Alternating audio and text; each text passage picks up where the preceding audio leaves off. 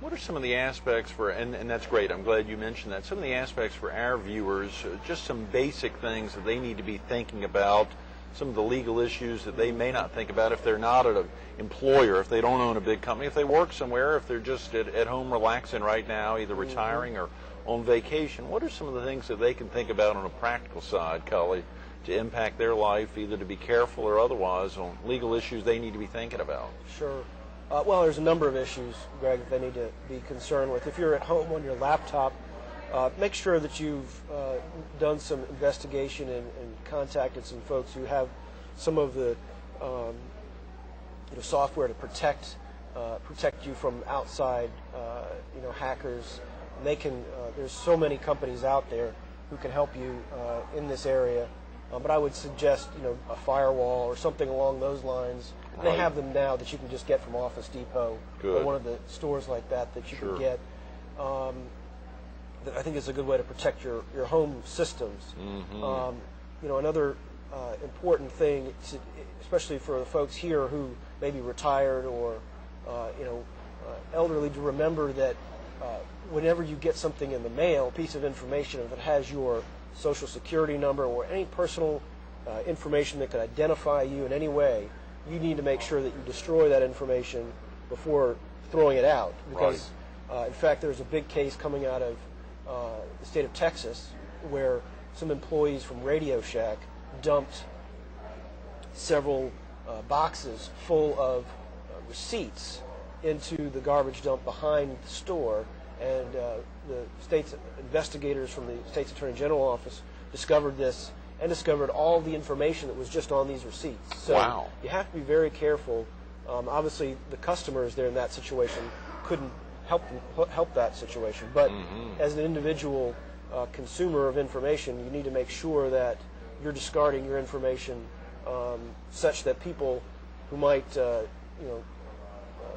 want to go through your trash or do whatever sort of subversive type tactics to get your information, that they don't have access to that. And the easiest way is to maybe get a shredder or something like that and just shred that kind of information, just so that you don't have it, you don't risk it out there in the subject to some of these people who make their business from taking information these days. One of the other interesting points you noted earlier this morning, I'm not sure if you used it in your talk last week when you were speaking at the conference, but that aspect that would really impact Palmetto residents, that aspect of South Carolina not being in a position, again, I don't know if you tied that into your conference, but it's very interesting in that the state does not hold, share with viewers a little about what you learned a little about in review in South Carolina preparing for your talk. Sure. I mean, I think the state is, in fact, this issue with Senator Cleary, I think, has brought it to the forefront because I understand just through reading the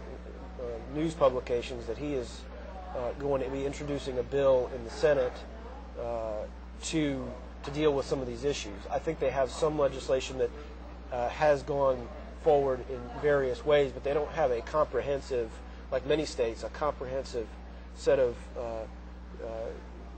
policies, legislation to require business to notify their customers in the event that they have a security breach.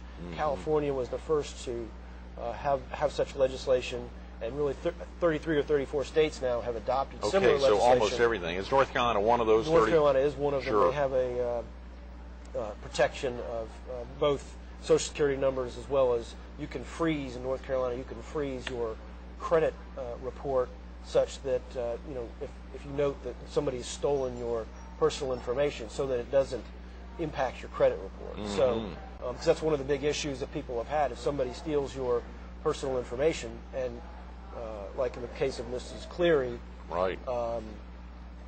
has a bunch of credit cards made in their name, that information can then cause great havoc and harm to somebody's personal credit rating.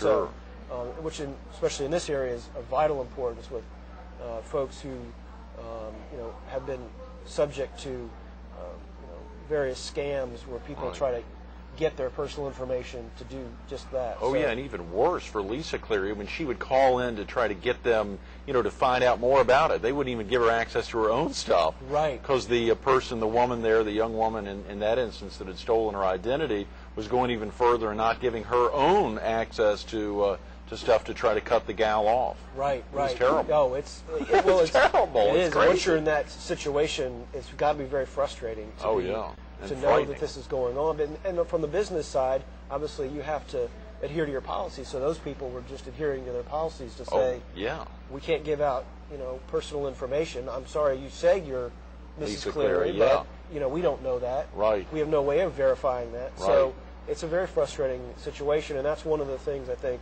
some of this legislation can help in that regard to help alleviate that and help to, in fact, prosecute people who, or add to the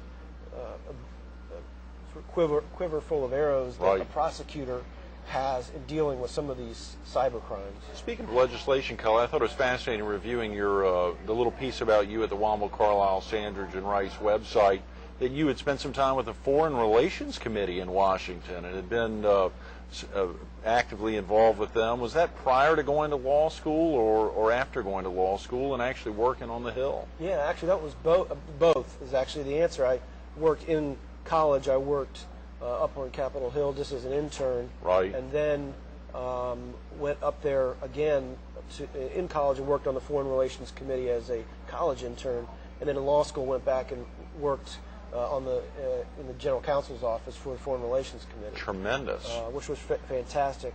It was actually interesting. I was working on a lot of the child abduction, which is something that was in the news back then. Janet Reno at the time was one of her big initiatives was to help folks who have had their child taken from them and removed to another country, either mostly by a spouse. Oh, yeah. And in a lot of cases, the United States government was not able to then go over under a treaty.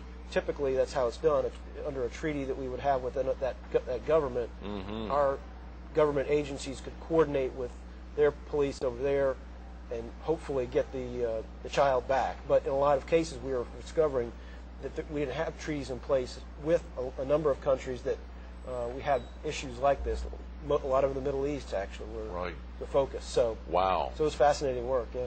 That must have been powerful. And of course, you ended up getting your law degree from a Catholic university there Catholic in Washington. University in Washington D.C. Correct. That's wonderful. So much going on up there in the D.C. area when you think about it, and again, big legal issues there. Obviously, having been there and then down in Atlanta and now in the Triangle, you've really covered 3 of the major cities, not only in the Southeast, but in the country.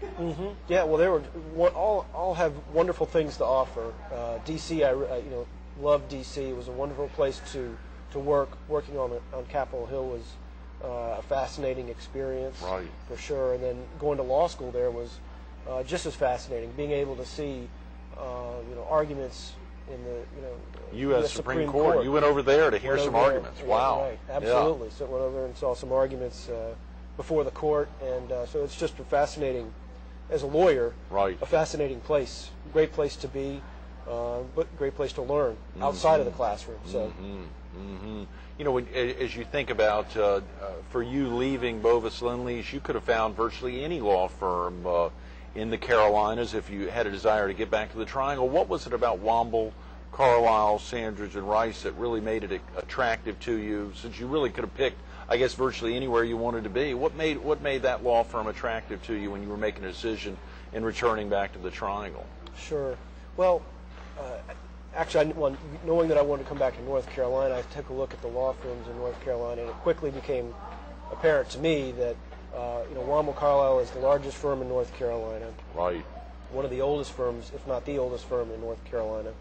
And it's a firm, not only is it old, but it's also a great mixture of has a great entrepreneurial spirit to it, and trying to go out and seek out new areas of the law to get involved in, but also has its hands in a number of areas, political. We've got former Governor Jim Hunt is a partner with the firm. Is that right? That's great. Right. Wow. We just, in fact, opened an office in Maryland, and as of about a month ago, former Governor Bob Ehrlich from Maryland is also a partner with the firm. That's tremendous. We've Wow. got some great resources there, both in government and in business.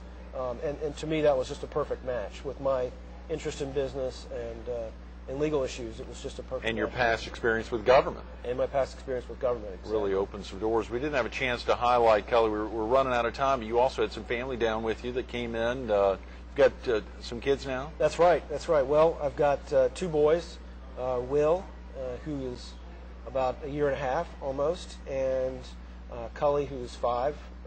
So Right. we've got and then also brought my wife Sarah. Your beautiful wife, who's also an attorney. She's also an attorney. She is taking a break from the practice of law now, but she practiced for 7 years doing construction litigation before we moved to North Carolina. So she's enjoying Myrtle Beach right now and taking care of the kids. So it's been great. Absolutely. Culley, thanks so much for being Great. with us this Thanks morning. very much. It's been wonderful being with Enjoyed you. it. Thanks, Greg. Thanks for being here last week.